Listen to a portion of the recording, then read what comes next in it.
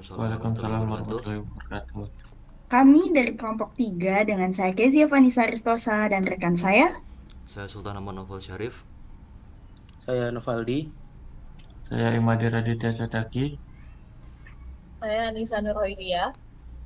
Kami di sini akan mempresentasikan terkait non-terrestrial network atau NTN pada integrasi dengan 5G dan menuju 6G dengan mata kuliah jaringan akses nirkabel dengan dosen pengampu Bapak Anggrit. Dan selanjutnya kita akan membahas mengenai non-terrestrial ini terkait pada integrasinya di 5G maupun menuju ke 6G. Selanjutnya akan dipresentasikan oleh rekan saya.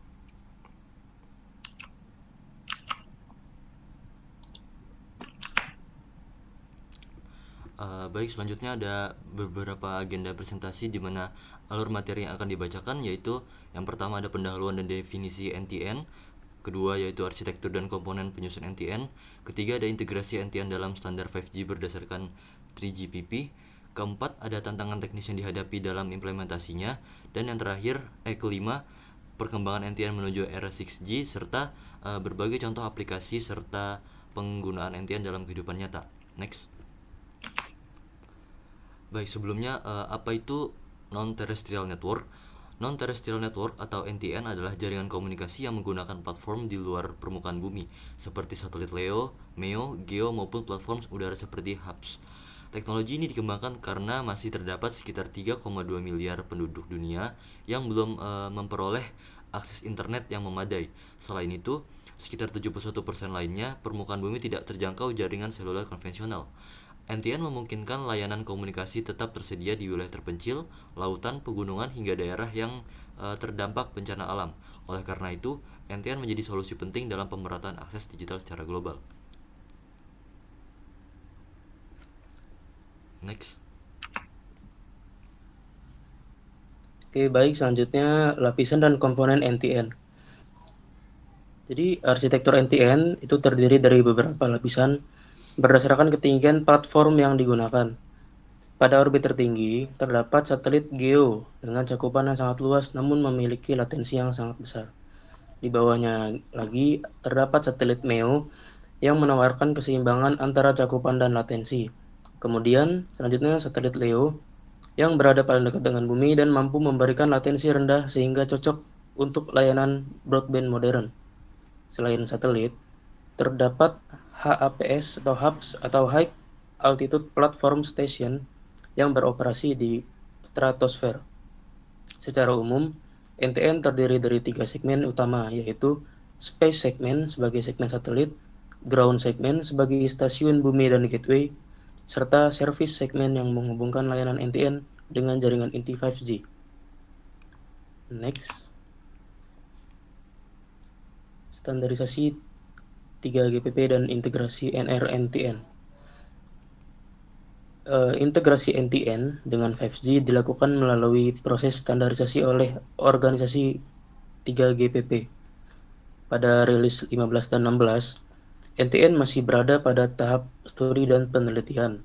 Kemudian pada rilis 17, NTN resmi menjadi bagian dari standar 5G melalui teknologi NRNTN dan IoT NTN. NRNTN memungkinkan jaringan 5G beroperasi melalui satelit, sedangkan IoT NTN mendukung perangkat IoT berdaya rendah dengan cakupan global. Karena jarak komunikasi satelit sangat jauh, digunakan beberapa mekanisme seperti GNSS timing dan timing advance pre-compensation untuk mengatasi keterlambatan propagasi sinyal.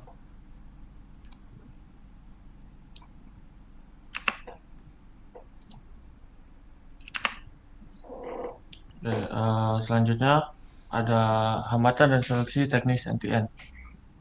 Untuk yang pertama itu adalah latensi atau keterlambatan propagasi sinyal yang lebih besar dibandingkan jaringan darat. Kemudian yang kedua itu adalah Doppler shift, Doppler shift akibat pergerakan satelit yang sangat cepat, khususnya pada orbit LEO. Yang ketiga adalah proses handover yang sering terjadi karena satelit LEO terus bergerak mengelilingi bumi.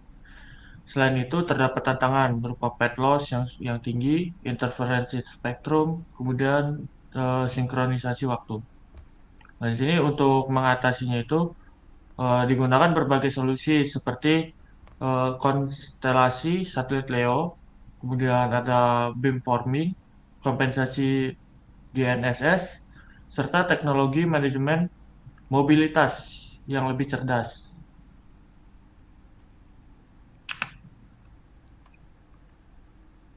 Kemudian di sini ada visi 6G NTN sebagai komponen inti. Pada era 6G, NTN tidak lagi dipandang sebagai pelengkap jaringan, melainkan menjadi bagian inti dari arsitektur komunikasi global. Target 6G adalah menghadirkan cakupan hingga 100% permukaan bumi dengan kapasitas sangat tinggi dan latensi yang sangat rendah. Beberapa teknologi utama yang mendukung visi tersebut adalah spektrum terahertz, jaringan berbasis kecerdasan buatan atau AI native network, serta integrated sensing and communication.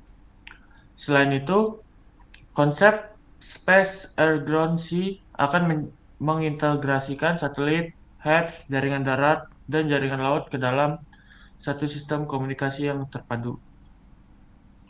Next.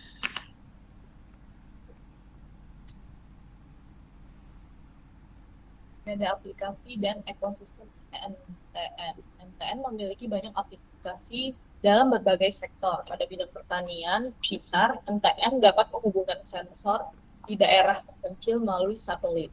Dalam penanggulangan bencana, NTN mampu menyediakan komunikasi darurat ketika jaringan dalam darat mengalami kerusakan. Di sektor penerbangan dan maritim, NTN menyediakan layanan internet dan komunikasi real-time bagi pesawat maupun kapal yang berada jauh dari daratan.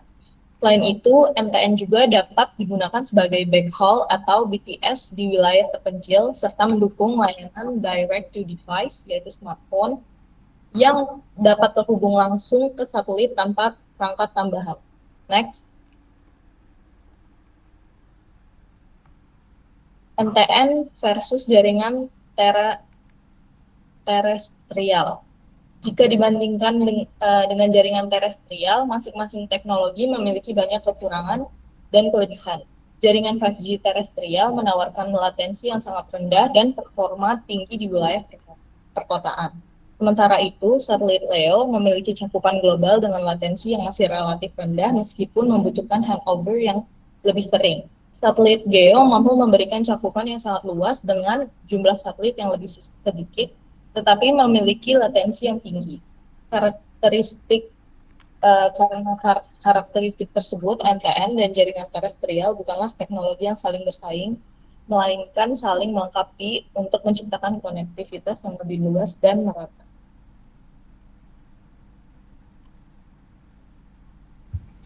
Oke, sebagai ringkasan dan penutup, seperti yang sudah disampaikan sebelumnya, bahwasanya NTN ini merupakan solusi yang penting untuk memperluas akses komunikasi ke wilayah yang belum dijangkau secara jaringan darat, begitu.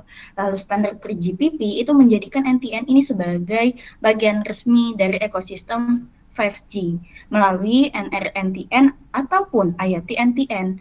Dan meskipun masih menghadapi beberapa tantangan seperti latensi, lalu adanya drop receive, dan handover, tapi masih ada beberapa teknologi yang baru yang pastinya dapat mampu mengurangi dampak permasalahan tersebut begitu. Dan kedepannya NTN ini juga diproyeksikan atau diharapkan untuk bisa menjadi komponen utama dari jaringan 6G yang terintegrasi melalui konsep Space Air Ground Sea, serta itu didukung juga oleh kecerdasan buatan dan teknologi spektrum generasi berikutnya.